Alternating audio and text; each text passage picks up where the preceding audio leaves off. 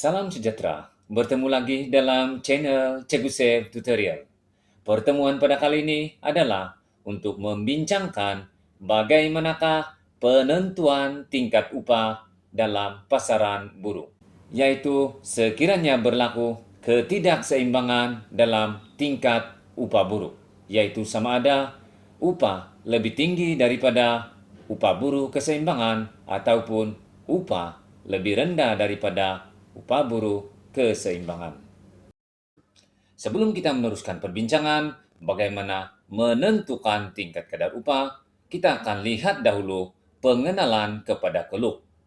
Merujuk kepada keluk yang diberikan, paksi mendatar merupakan kuantiti buruh dan paksi menegak merupakan tingkat upah. Manakala keluk DDL adalah keluk permintaan buruh dan keluk SSL adalah keluk penawaran buruh.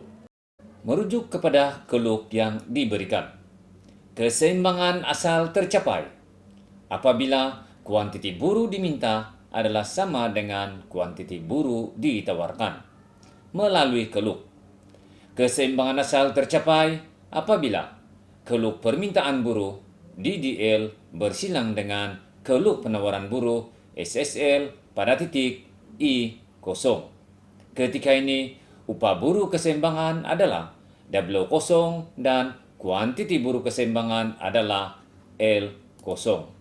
Sekiranya berlaku ketidakseimbangan pada tingkat kadar upah, yaitu jika tingkat upah lebih tinggi daripada upah buruh keseimbangan pasaran, yaitu pada tingkat upah W2, jika upah meningkat dari W0 ke W2.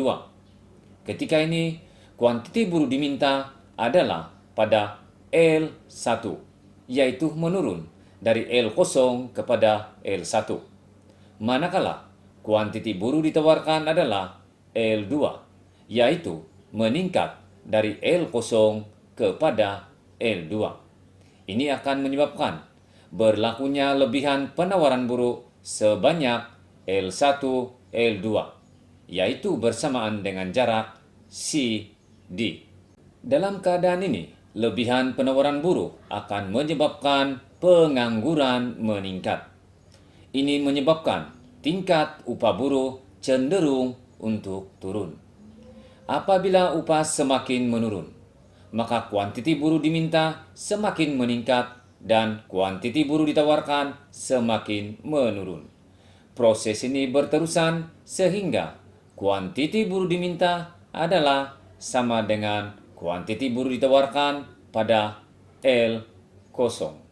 Sekarang kita lihat keadaan kedua apabila berlaku ketidakseimbangan dalam tingkat kadar upah, yaitu apabila tingkat upah lebih rendah daripada upah buruh keseimbangan pasaran.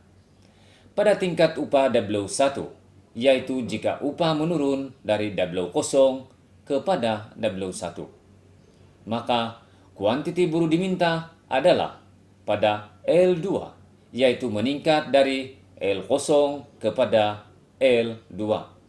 Manakala kuantiti buruh ditawarkan adalah L1, yaitu menurun dari L0 kepada L1.